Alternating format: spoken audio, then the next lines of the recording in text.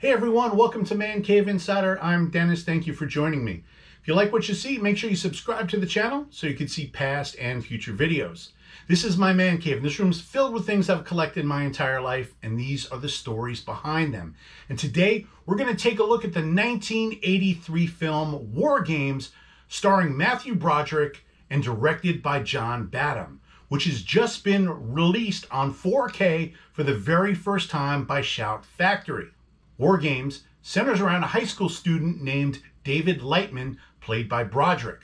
He uses his skills to break into the school's computer to change his grades. When trying to access a video game company's computer system, he mistakenly breaks into the Defense Department and initiates a simulation of global thermonuclear war, which NORAD thinks is real.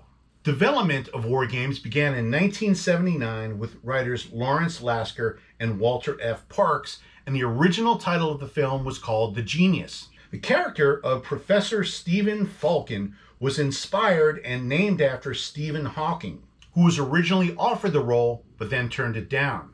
The writers then approached John Lennon about playing Falken, and Lennon was actually interested in being in the film. Broderick was unable to do an audition of the film, but producers were able to view dailies of the film he was working on before WarGames, Max Dugan Returns. WarGames was both the second film from Matthew Broderick and Ali Sheedy.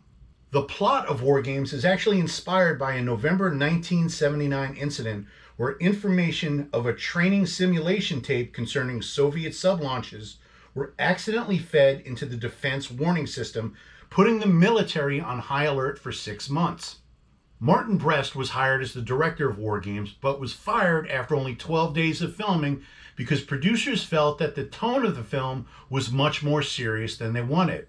Now, even though Martin Brest was fired from WarGames, his next film was Beverly Hills Cop, which became the highest grossing film of 1984. Saturday Night Fever director John Badham was brought in to lighten the tone of the film and its teenage leads. Barry Corbin was cast as General Behringer and ad-libbed the majority of his lines. The centerpiece of the film was the set for NORAD, which cost over $1 million, making it the most expensive set in film history up until this point. For today's technology, having 12 large video screens is fairly easy to accomplish, but back then they had to use a series of front and rear projectors for the NORAD screens. WarGames was released in June of 1983 on a $12 million budget and grossed $124 million worldwide. It earned 3 Oscar nominations for cinematography, sound, and screenplay. The film caught the attention of President Ronald Reagan, who arranged for a screening of WarGames at Camp David.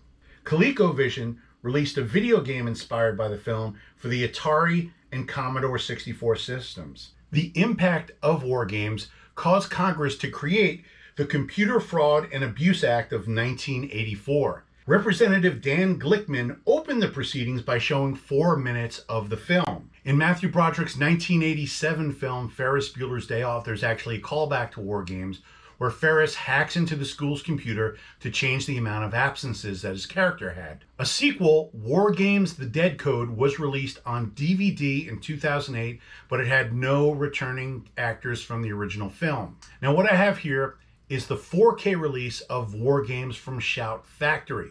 This has all the bonus features from previous Blu-ray and DVD releases, and it has a brand new transfer of the film, and it looks absolutely amazing. So let's go ahead and let's take a look at WarGames on 4K.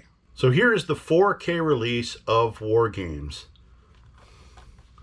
This carries all of the bonus features from the previous Blu-ray release, and it comes on 4K and Blu-ray. There is no digital copy.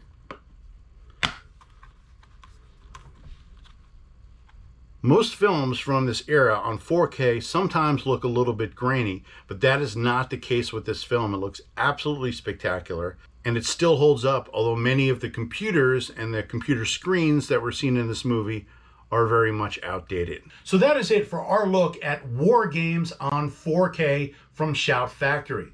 Thank you for watching. Make sure you subscribe to the channel, and we look forward to seeing you next time.